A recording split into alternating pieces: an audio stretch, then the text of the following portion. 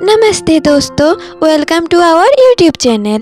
आज हम जिस किताब के बारे में चर्चा करेंगे इसका नाम है the laws of human nature और इस अनोखी किताब को लिखा है फेमस लेखक रॉबर्ट ग्रीन ने। तो चलिए इस किताब के बारे में जानते हैं। The law of irrationality, chapter 1, emotional nature of human.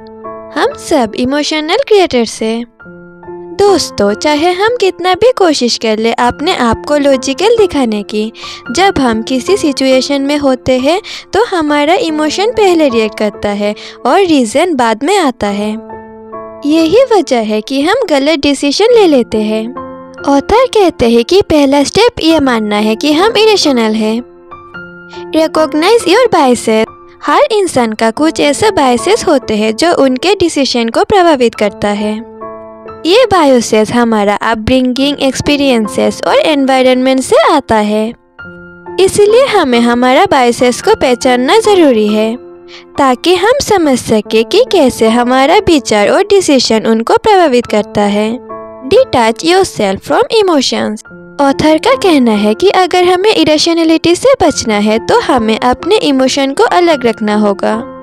जब भी हम कोई इम्पोर्टेंट डिसीजन लेते हैं तो अगर आप गुस्से में हो या फिर बहुत ज़्यादा खुश हो, तब कोई भी बड़ा डिसीजन लेने से पहले एक बार रुको, सोचो और अपने इमोशन को कंट्रोल करो। See people as they are. अक्सर हम लोगों को वैसे देखते हैं जैसे हम उनको देखना चाहते हैं, ना कि वैसे जो वो असल में होते हैं। इसलिए हमें लोगों के एक्शन को ध्यान से देखना चाहिए और समझना चाहिए कि उनके पीछे उनका क्या मोटिव है। Chapter 2, the law of narcissism. हर इंसान अपने आप में नार्सिसिस्ट होते हैं। हम अपने दुनिया का सेंटर हैं, इसलिए अपने आप को समझना सीखें और दूसरों के नार्सिसिज्म को समझकर उनके साथ बेहतर तरीके से डील करना सीखें। ऑथर बताते हैं कि हर एक इंसान में एक सेल्फ ऑब्सेशन होता है। नार्सिसिज्म का मूल मतलब है अपने खुद के दुनिया में इतना खो जाना कि दूसरों के जज्बात को इग्नोर कर दिया जाए। हम सब में ये टेंडेंसी थोड़ा बहुत होता है, लेकिन कुछ लोगों में ये एक्सट्रीम लेवल तक होता है जिससे वो अपने ईगो को सबसे ज़्यादा इम्पोर्टेंस देते हैं।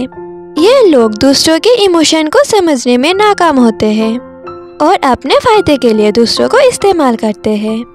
ऑथर कहते हैं कि अगर हमें अपने लाइफ को बेटर बनाना है तो हमें अपने अंदर के नार्सिसिज्म को पहचानना होगा। अपने ईगो को कंट्रोल करना और दूसरों के जज्बात को समझना सबसे ज़्यादा ज़रूरी है। Chapter 3, the law of role playing. हम सब अपने आसपास के लोगों के सामने एक रोल प्ले करते हैं। असली पावर उसमें है कि हम समझ पाए कि दूसरे लोग कौन से रोल प्ले कर रहे हैं और इसको कैसे फ़ायदे के लिए यूज़ किया जा सकता है। रोल प्ले की ज़रूरत ज़िंदगी में सभी लोग किसी न किसी फॉर्म में रोल प्ले करते हैं। ऑथर कहते हैं कि ये रोल प्लेइंग इंसान के फितरत का हिस्सा है। सब लोग अपने अंदर कुछ छुपाए हुए होते हैं और ये ज़रूरी है कि हम इस बात को समझें। Chapter 4, the law of compulsive behaviour. हर इंसान के अंदर कुछ कॉम्पल्सिव पैटर्न्स होते हैं जो बार बार रिपीट होता है। इन पैटर्न्स को समझकर हम अपने फ्यूचर के बिहेवियर को कंट्रोल कर सकते हैं। The law of कॉम्पिटिशनेस।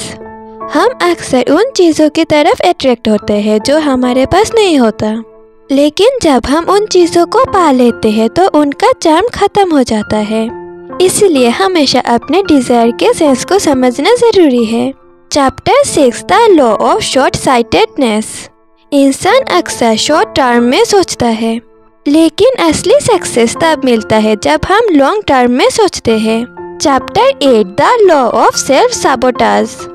बार बार हम ऐसे एक्शन लेते हैं जो हमारे खुद के सक्सेस को ब्लॉक कर देते हैं।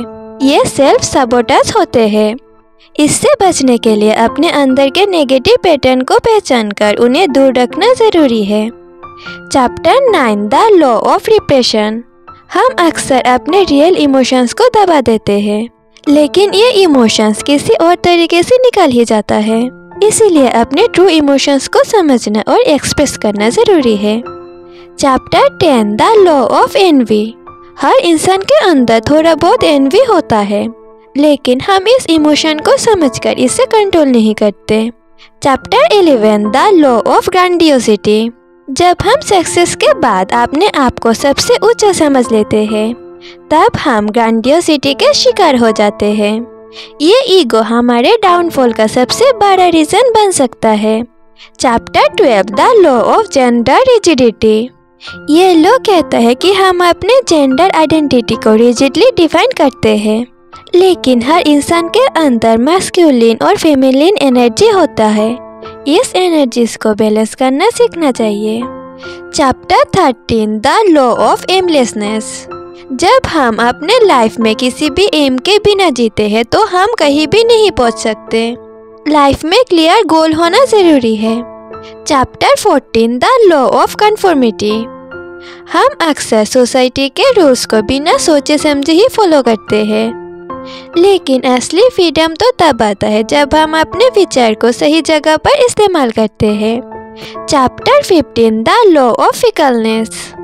लोग अक्सर अपने इमोशंस में फिकल होते हैं, एक पल में प्यार और दूसरे पल में नफरत। हमें दूसरों की इस फिकलनेस को समझकर रिएक्ट करना सीखना होगा। Chapter 16 the law of aggression. हर इंसान के अंदर एग्रेशन होता है, लेकिन इसको सही तरीके से कैसे यूज़ करना है ये सीखना होगा हमें। Chapter 17 the law of generational myopia. Her generation अपने वैल्यूज़ और बिलीव्स के अनुसार ही दुनिया को देखते हैं, लेकिन हमें दुनिया को ऐसे समझना चाहिए ताकि हम दूसरे जेनरेशन को भी समझ सकें। Chapter 18 the law of death denial.